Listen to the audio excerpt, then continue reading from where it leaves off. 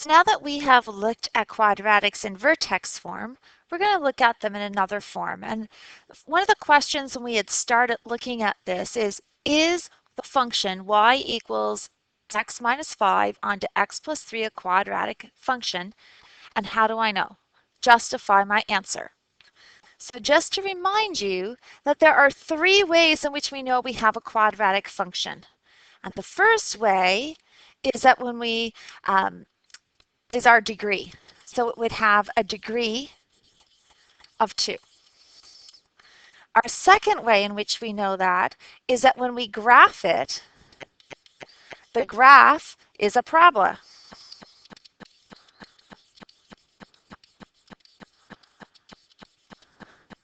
It has our classic U shape, whether it opens up or whether it opens down. And our third way is that we say when we take a table of values, so in our table of values, we have a second common difference.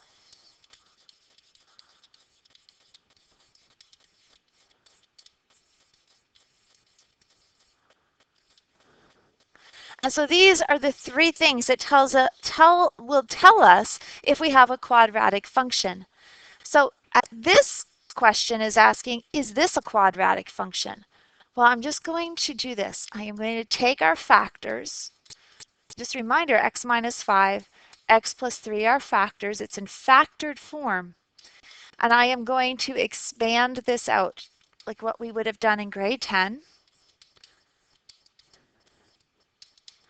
Using the distributive property, and right away we see that we have degree of 2. And so that tells us that yes, we do have a quadratic function. So this is a different form. This is in factored form. So we looked at vertex form and all of the things that it told us about the function. Well, we are going to look at this in factored form and see what does factored form tell us about the function. Well, this one's going right into intercepts. This is probably the number one piece of information that factored form gives us, and it gives it to us beautifully. But I'm going to use this example, and I'm going to go through and see what does the information about this tell us, and then I'm going to make up with you an anchor chart that looks at that information. Well, the first thing I want to remind you is that we have this, there's an A value in front here. There's a 1. And that A value is telling us that this particular function is going to open up as it's positive, and it's going to be regular shape. But I don't see the vertex. So right now what I got is direction of opening and the stretch. What else does that tell me immediately? Well, this particular question I'm looking for, that I'm just using the slide for, is asking about the x-intercepts. And that is really key. So we have a couple of things. So the first thing we're looking at is this is the A value. All right, so this is our opening.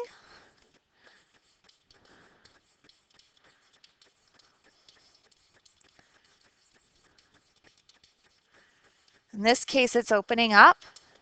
It also gives us the stretch of the graph.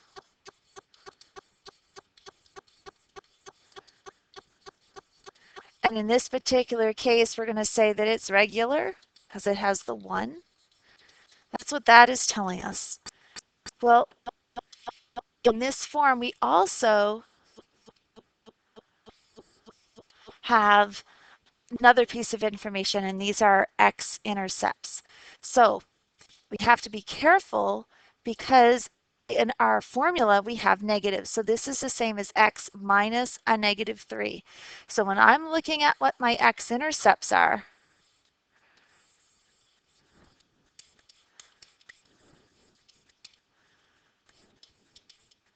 I'm going to have that x is equal to 5 or x is equal to negative 3. So immediately from this form, that's what I am getting. I want you to note something though, okay? When we could have our rational roots, we are going to have 1 or 2 if it's in this form. We won't have a 0, right? We can't write it in factored form if there are no roots. So this form tells us that we have rational roots,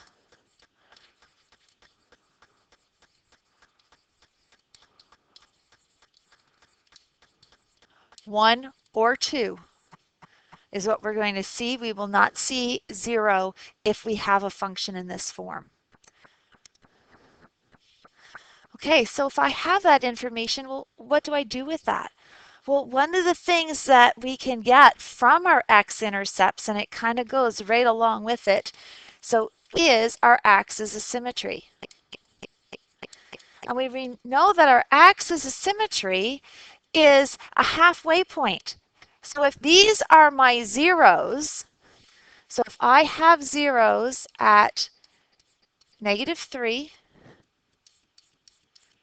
and at 5, my axis of symmetry has to be halfway through that. So 1, 2, 3, 4, 5, 6, 7, 8 is what I'm counting from point to point. So halfway is going to be right here at x equals 1. And I get that right from my x-intercepts. So when I'm calculating this axis of symmetry, the x is equal to those two intercepts. So I have 5 and the -3, and I'm dividing by 2. It's halfway. So this is 2 divided by 2, which is 1. That's where I'm getting my axis of symmetry. Well, I can find my y-intercept the same as I've done before. With my y-intercept, we're going to let x equal 0. So y is equal to 0 minus 5 times 0 plus 3. Y is equal to -5 times 3. And then that tells me that y is equal to -15. And there's my y-intercept.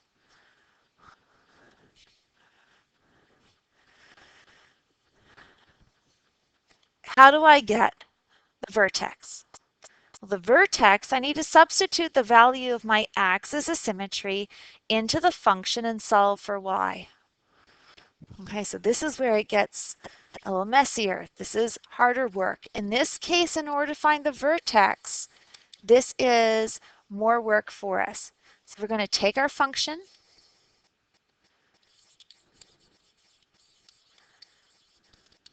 We are going to substitute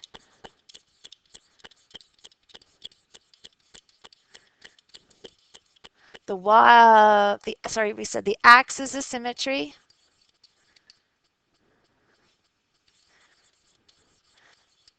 and solve for the corresponding y.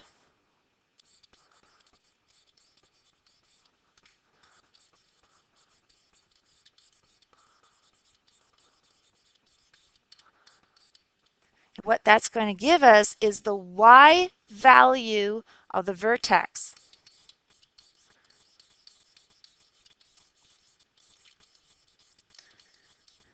And just so you know, this axis of symmetry is the x value of the vertex. So I want you to just, before I continue on, let's recap. What did I do? I could find the A value. I found the A value immediately. It tells me the direction of the opening. In this case, I knew it opened up. The stretch of the graph, in this case, I knew it was regular. Right from the function, I was able to find my x-intercepts. And that gave me my x-intercepts that I had. I used my x-intercepts to find my axis of symmetry. I'm using my axis of symmetry to find my vertex. Right, so I have my x-intercepts and then I found my y-intercepts because they were fairly easy to do. So in doing this, my function that I had was y was equal to 1 x minus 5 onto x plus 3. And we are substituting in our axis of symmetry, which is 1. 1 minus 5, 1 plus 3. That gives me y is equal to negative 4 times 4, y is equal to negative 16. So our vertex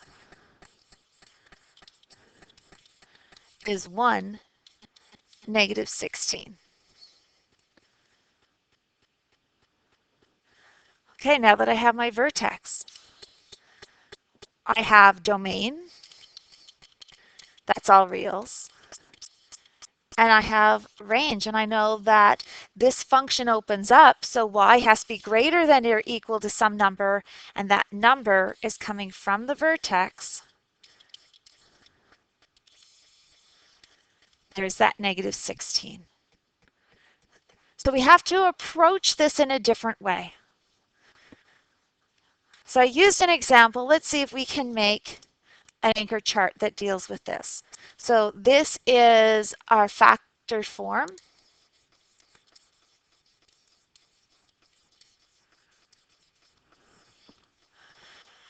So in this case, I have y is equal to a. I'm going to say x minus r onto x minus s. So like we've done before, this a value, it gives us the direction of opening.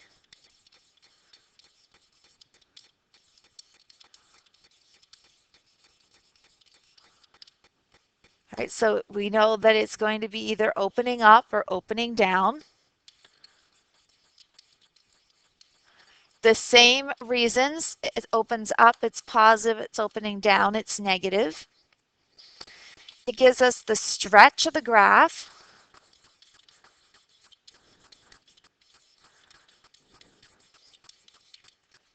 So if the absolute value of A is greater than 1, it's narrow. If the absolute value of A is equal to 1, it's regular. If the absolute value of A is less than 1, then it is wide. So we get all of that information right from that A value. The next big piece of information that we actually get in this form are our x-intercepts. It's huge. This is that thing that you can see almost immediately. Vertex form, it's a vertex. Factored form, it is our intercepts. So R and S are our x-intercepts.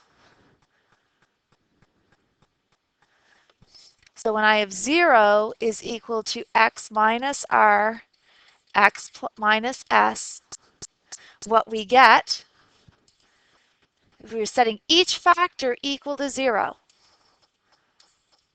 that's the whole premise of this factored form, and we have x is equal to R, or we have x is equal to S. And these are giving us our x-intercepts. Okay, so that's really big. From there, all right, we leads right into our axis of symmetry. And our axis of symmetry is our halfway between our x-intercepts. So just to note that this is halfway between the x-intercepts. And how do we relate with that? We take our x-intercepts, R and S, we're going to add them together and divide by 2. So x is equal to R plus S divided by 2. And once we've done our x-intercepts, we got our axis of symmetry, our our y-intercept, we're going to do the same as we did with the vertex form. Let x equal 0 and solve. So that one's straightforward. That's what we're going to do. The vertex is a little bit more involved. So our vertex,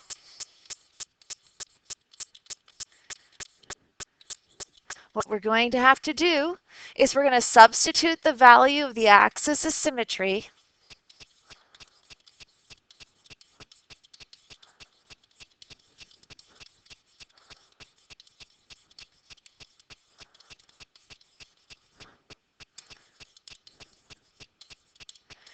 into the function,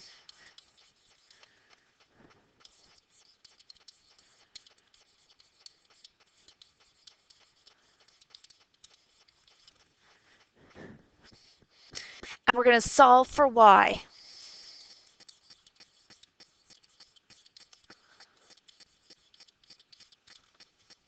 This is going to give us the y coordinate of the vertex.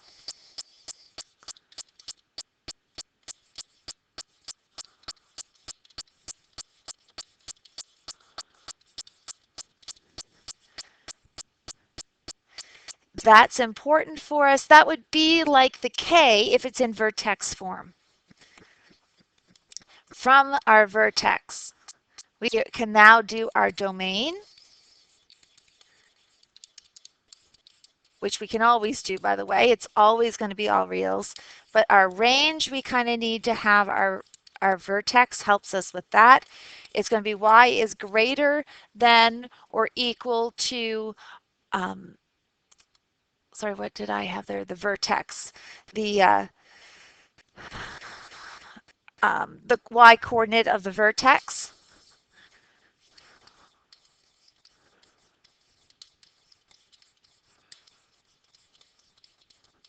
Or y is going to be less than or equal to the y coordinate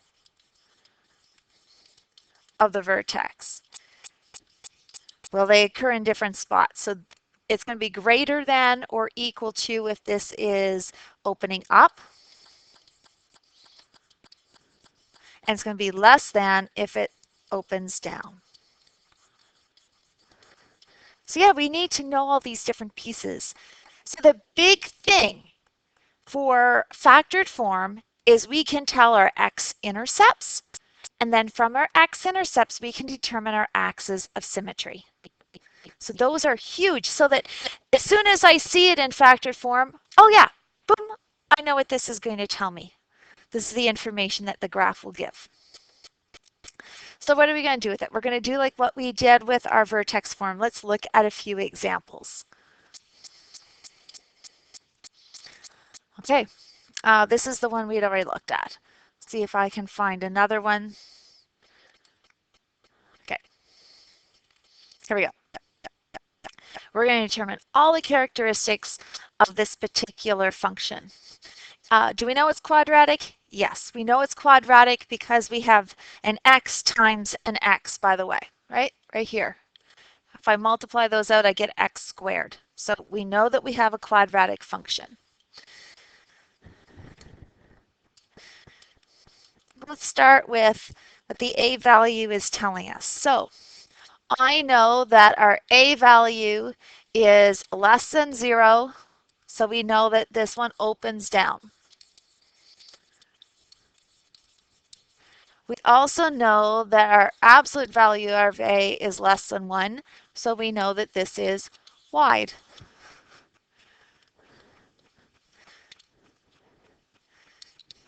The x-intercepts. We know that x is going to be 1, x is going to be 11. Getting that right from the function. And if that's the case, then I can tell what my axis of symmetry is going to be. I was using different colors, wasn't I? Let me go back to those different colors there.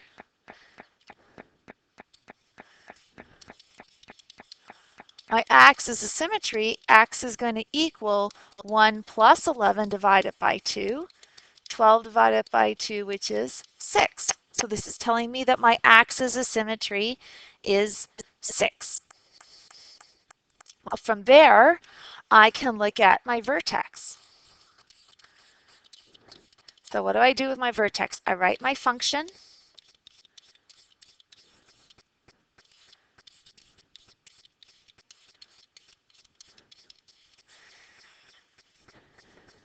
And what's happening is this 6 is going to go in here for the value of x.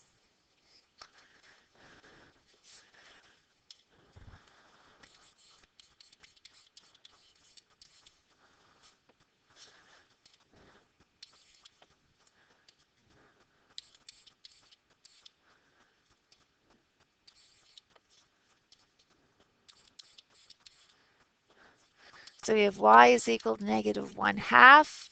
6 minus 1 is 5. 6 minus 11 gives me negative 5. So I have 5 times 5 is negative 5 times a negative 1/2. So I'm dividing by the 2 and I get 12.5.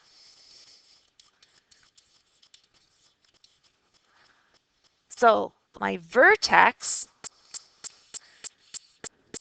is really going to give me the coordinate 6 and 12.5.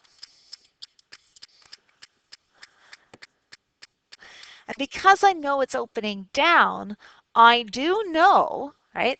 Right? It's opening down and it's going to be like something like this here.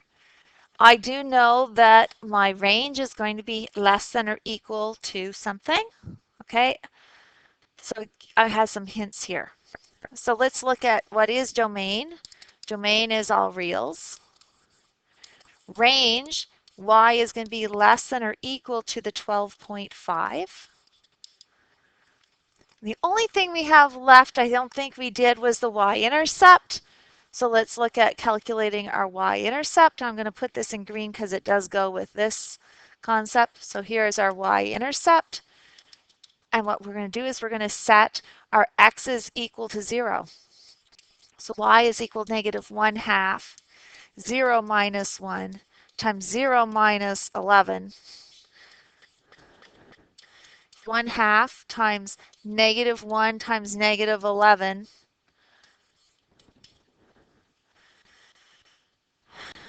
And that's going to give us negative 11 divided by 2, negative 5.5.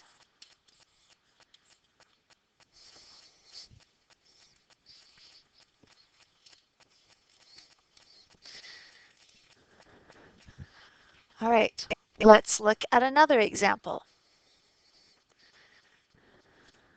Do we have one?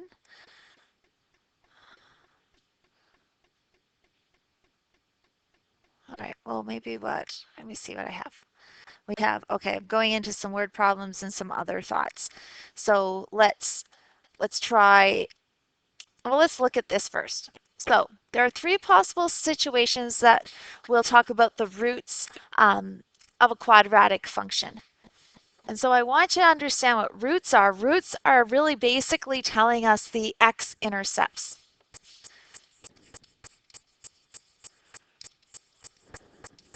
So when I have the graph, I can tell what are my x-intercepts. We also refer to those as roots. And we will also look at those if they're in an equation, what are the zeros?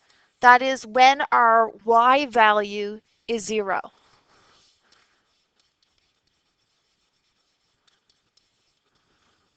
As you can tell, if our y value is 0, that is the same as our x-intercepts. So in a quadratic function, we have these 3. And I thought we'd look at them in factored form because it's factored form that shows us our x-intercepts. So we can have 2 distinct real roots. That means we are crossing the x-axis in 2 spots, and they are 2 different spots. That's what the word distinct means. We can have one real one. Well, the reason why I'm saying it's one has 2 distinct is because these are the same ones that happens twice. So if I had a function y is equal to x, this looks like maybe plus 3 squared. What that could be is x plus 3 times x plus 3. And what are my x-intercepts? My x-intercepts are going to be x equal negative 3, x equals negative 3. And notice it's there twice. That's the same one. That's what that is. So it's really one number, but in factored form it's there twice. So that is why I'm looking at this. Or we have no real roots, and we have no real roots, then it's not in factored form, cannot be in factored form.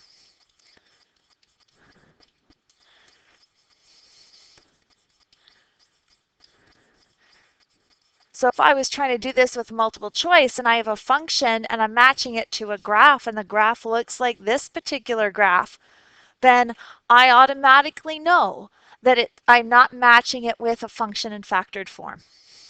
So there's those hints and clues that I can see every time. Okay, I'm going to pause this and then I'm going to get us another example so that we can go through.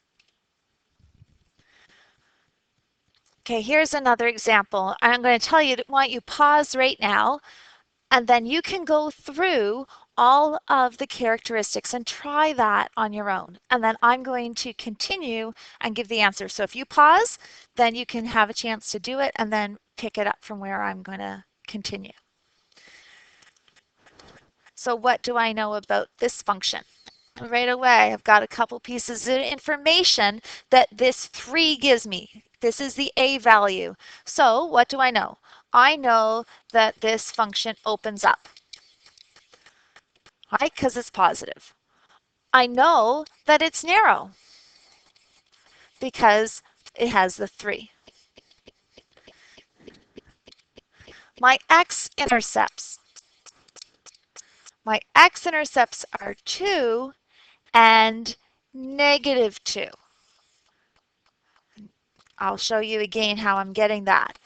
This -2, because it's the same as x minus a -2. So we have that opposite sign thing occurring. All right, so my x-intercepts, x equals 2, x equals -2.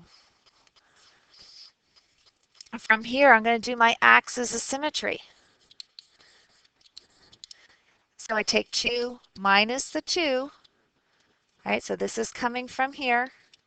This is coming from here. And I'm dividing it by 2 to get the halfway.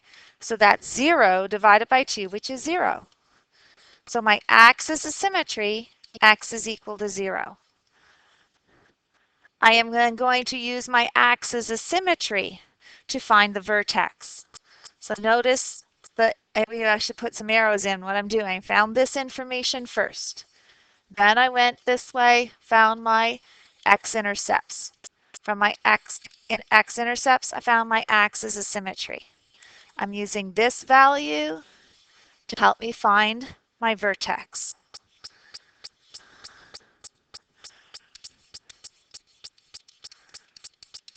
So with my vertex, I am writing my function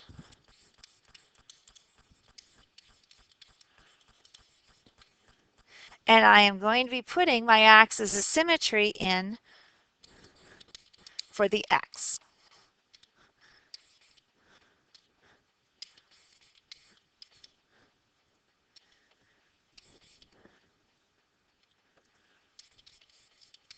Because it's 0, it makes life really easy. So I get 3 times -2 times a +2. So y is equal to -12.